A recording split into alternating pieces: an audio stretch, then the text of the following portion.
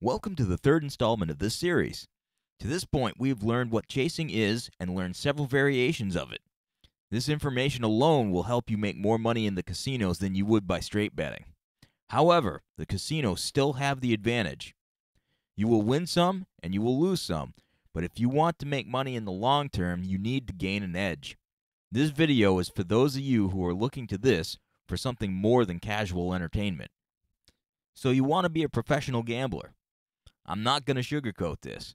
If you want to make $1 million, then you'd better be willing to make $1 million effort. You must choose your craft and master it. The casinos are not in the business of giving people money. They're in the business of taking it, and they're very good at their jobs. With that being said, not all casino games are created equal. In every game, the house has an edge. It is some small statistical advantage that goes virtually unnoticed by the casual player. In games such as roulette, craps, or slot machines, the player has no viable means to overcome the edge. While the chasing systems I have described give you short-term advantages, long-term they fail against this edge. It is important to understand that systems are not capable of changing the odds. To win in the long term, you must be able to tilt the odds in your favor. I've identified 3 games in which it is possible for the players to do this. They are poker, blackjack, and sports betting. All 3 of these games are beatable, but there is no miracle system that makes it easy as pie. To master any one of these takes study and hard work. There's no way around it. I cannot tell you much about poker other than there's plenty of books out there that teach poker strategy. I can be a little more helpful with blackjack. The first thing you need to do is learn basic strategy cold. This will reduce the house odds to less than 1%. The odds still favor the house, though. To overcome these odds, you must learn how to count cards. There's actually a short tutorial in the bonus features of the movie 21 that teach you how to do this. Another source, www.blackjackinstitute.com, has basic strategy charts, tutorials, and even offers seminars. Another valuable site is www.hitorstand.net. This site allows you to practice basic strategy and teaches you when you make a wrong choice. The focus of this series has been on progressive systems. Poker is not well suited for it because your opponents can raise your bets and force you into situations that make the system virtually unusable. You can use chasing in blackjack, but to date I have not found a way that chasing can give you a decisive edge. I have not mastered counting cards yet, though I have taken the time to learn the basics. I believe it may be possible that progressive systems could create an advantage for a card counter, but it is only a hypothesis at this point. Sports betting is a completely different animal. Once you understand the mechanisms the house uses to create their edge, you can actually turn that system against itself.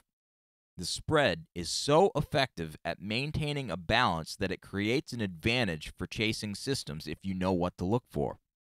In order to win long term, you must be able to overcome the house odds. Systems do not change the odds, they reallocate risk. Because of this, the experts have assumed these systems will fail in all casino games, but they are grossly mistaken. To understand why sports are different, you need to understand 2 things. The gambler's fallacy, which is the premise that all chasing systems are built on, and the house edge, which is created by the combination of the juice and the point spread. The gambler's fallacy is the idea that prior outcomes will somehow affect the odds of future outcomes. If you tossed a coin 9 times and it came up heads each time, you would think the chances of it coming up tails are greater on the 10th flip. That is a false belief. The truth is that the 10th toss has the same 50-50 odds that the other 9 tosses had. All chasing systems are built on this idea that prior losses increase the chance of a win on your next attempt. In most cases, this belief is absolutely false, which is why the experts claim these systems do not work. The experts use this argument in a sweeping generalization that includes sports betting. There is a key difference that sets sports betting apart from other games of chance, though. The point spread is determined by public opinion. It is a free market system designed to keep money even on both the favorite and the underdog. Since the spread is controlled by public opinion, the results of recent games have a massive influence over what the spread will be in an upcoming game. If a team goes on a winning streak, the point spread will increase with each consecutive game until the streak is broken. I call this the pendulum cycle because each swing in the spread is an attempt to seek balance, just like a pendulum. These swings are hardly random. With each consecutive win, the odds are increasingly more difficult for the favored team to overcome. As the spread increases in size, so does the odds against the team being able to beat it. Eventually, the streak will break. The point spread acts like gravity, and a push, a game that lands exactly on the spread, is like the sun, pulling all possible outcomes towards it. Some teams will have very short cycles. They're like planets. They have a very tight orbit. They will win a game or two against the spread and then lose a game or two. I call this equilibrium.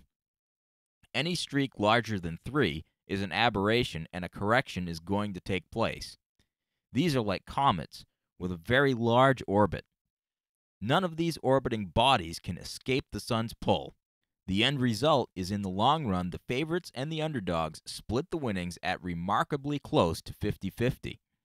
By studying these cycles, you can learn to time them. You must understand that when you discover a cycle that is consistently working, it is only a trend. If the public catches on, Vegas will take countermeasures in an attempt to stop the easy money from flowing out. This will in turn create a new trend. Recognizing trends takes work, but that's actually the easy part. What is difficult is recognizing when the trend has stopped working. It is human nature to ride a winning formula long after it has stopped working. That is what caused the dot-com bubble, the real estate crash, etc.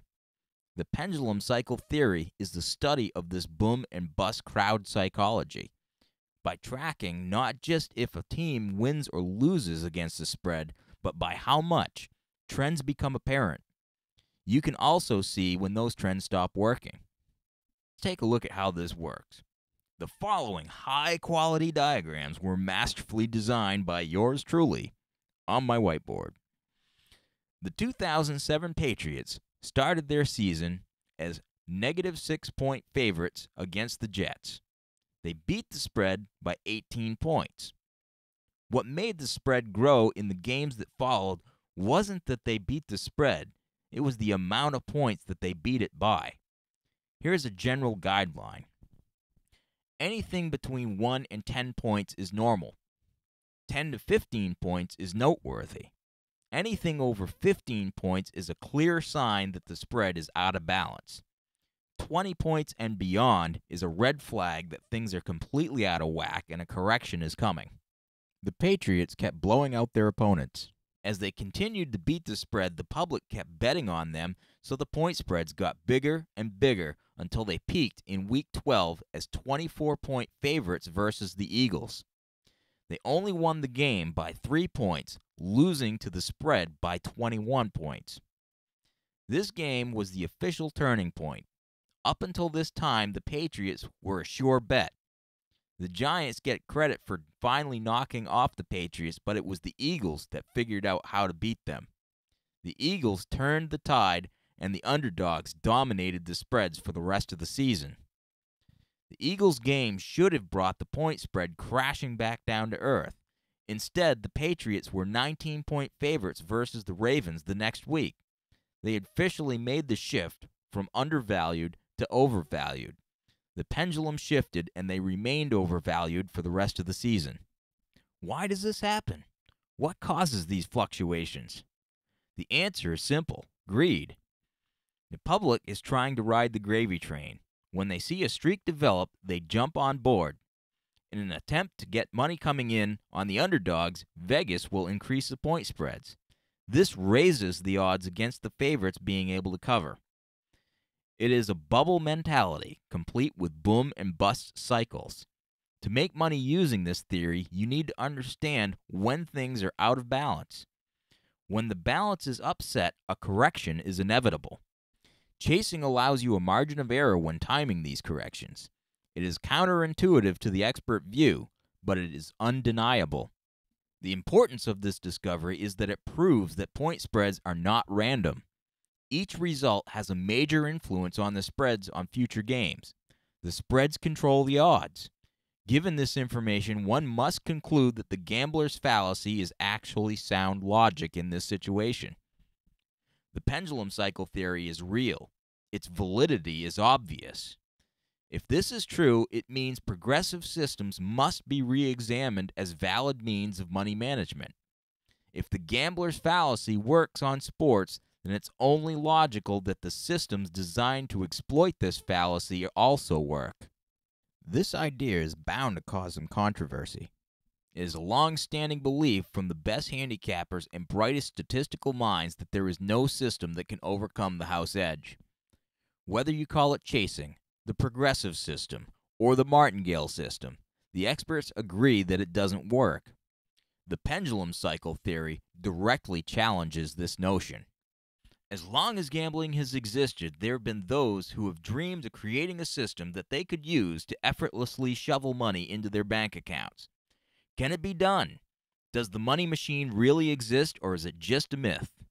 In my ebook, The Pendulum Cycle Theory, I reveal the trends I am currently using to make money, including an NFL trend that has netted 30% returns each year for the past 10 years with no losses. This is not easy money. There is tremendous risk involved. The trends can change at any time, but I give you the tools to recognize the shifts so you can adapt. As I wrap up this video, I'll leave you with the thought that inspired me to pursue this theory. What if you could make 100% a year betting on sports?